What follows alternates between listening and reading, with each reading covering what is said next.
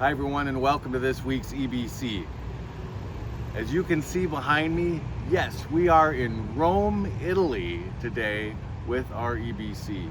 This is an amazing view of the city, and behind me, off in the distance, you can see the Colosseum that's there, and then all of the really old sections of the Forum and so forth will be back off in that direction as well. And we spent some time yesterday walking the city over in that direction as well, just seeing a lot of the really old sites.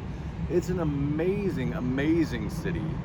One of the things that happens in this city is you see a lot of the old, ancient, pagan type of monuments and those sorts of things have been over the years actually taken over by the various popes to have the Christian symbols put on all of those monuments and all of those temples and the Pantheon, so that now those things celebrate Christ. And it was an amazing day yesterday for that. But today we're talking about Titus 3 verses 1 through 8. And then I want to borrow some pieces of Romans, and I've got my Romans with me here in order to think a little bit about what Titus 3 verses 1 through 8 are saying. Before I do that, I just want to step aside for a moment and let you have just a little look at what we can see when we're up here on this rooftop looking over the city.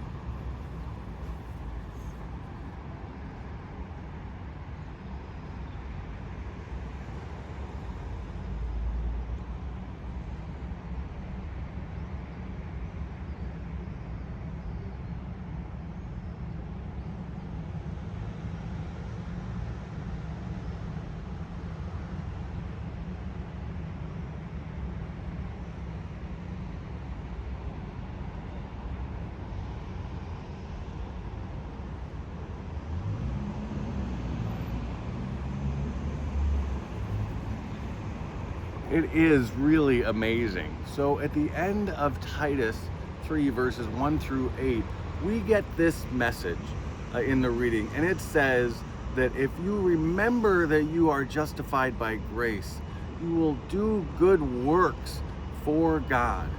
And it's an amazing piece of the faith that we have as Lutherans, that we do not earn God's salvation. We don't earn the fact that Jesus came and died for us. What happens is God's grace comes to us no matter what we do. And I want to focus on Romans for just a moment because, first of all, we're in Rome. Paul in Romans is writing to the early Romans.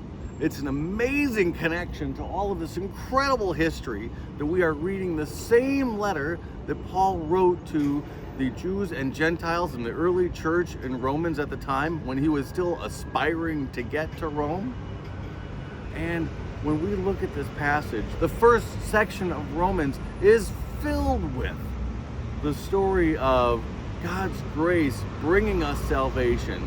And Paul asks the question, so look, if we already have salvation through grace because Jesus has just given it to us, are we okay to just sin as much as we want at that point? And over again, in about the first half of Romans, Paul says, of course not. But then we get to these really neat passages in Romans 12 and Romans 13, and I've got them right here in front of me, so I didn't have to commit them all to memory this morning.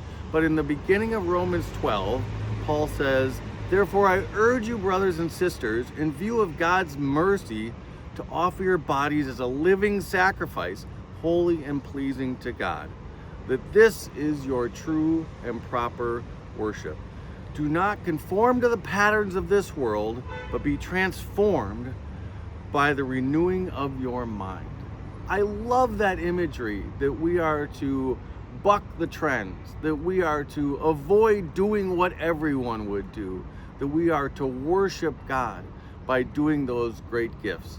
That the idea of us doing what God asks us to do is not about earning anything, but it's about worshiping God. It's about expressing ourselves to God by doing those good works. And then in Romans 13, maybe the most important aspect of this, or at least one of the most important aspects of this, Romans 13, starting at verse 8, let no debt remain outstanding except the continuing debt to love one another, for whoever loves others has fulfilled the law.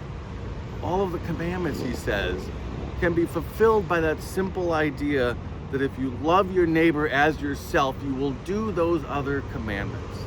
And I think that as we're sitting here in Rome, that it's one of the great reminders of our faith, that as we do good works, it's an expression of love. That as we behave, if you will, that if we act in obedience to God, it is really as an expression of the love that Jesus has for us and the love that we have for Jesus and God as well. And that love is expressed all over this city in the history that we see, but it can be expressed in us, no matter where we are on this planet, simply by loving one another. Everyone, have a great week.